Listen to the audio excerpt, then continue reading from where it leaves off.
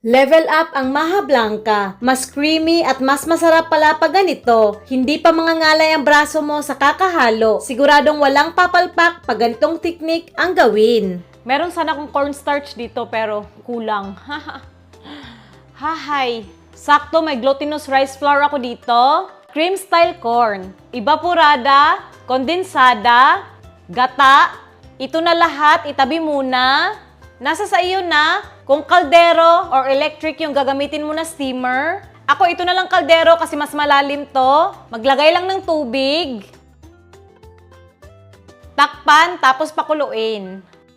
Sa bowl, yung glutinous rice flour, gagamit ako ng 1.5 tasa.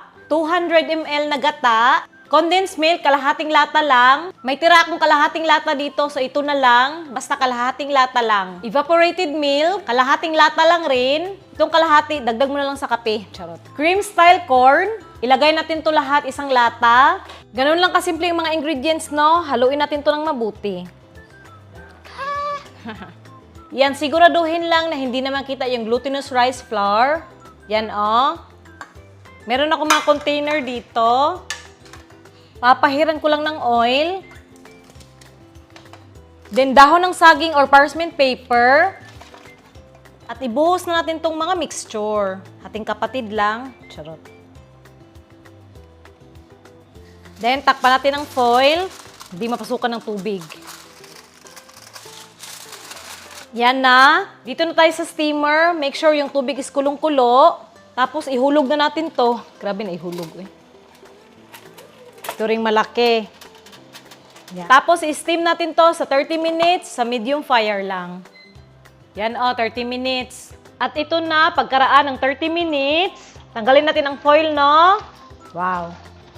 Yan, luto na. Yan yung itsura, o. Hanguin na natin to. Takpan lang ulit para hindi mag-dry. Diyan lang muna, hayaan natin mag-cool down. Ito na nag-cool down na, pero mainit-init pa. Pwede na to. Hindi ko na ilagay sa ref.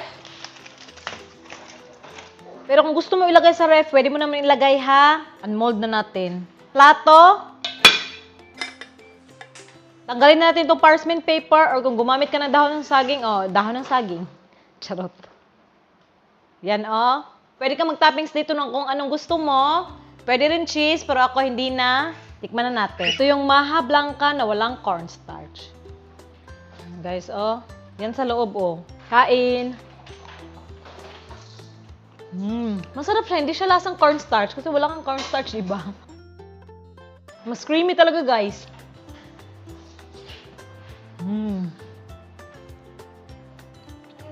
Sarap. Ganitong technique rin, subukan nyo.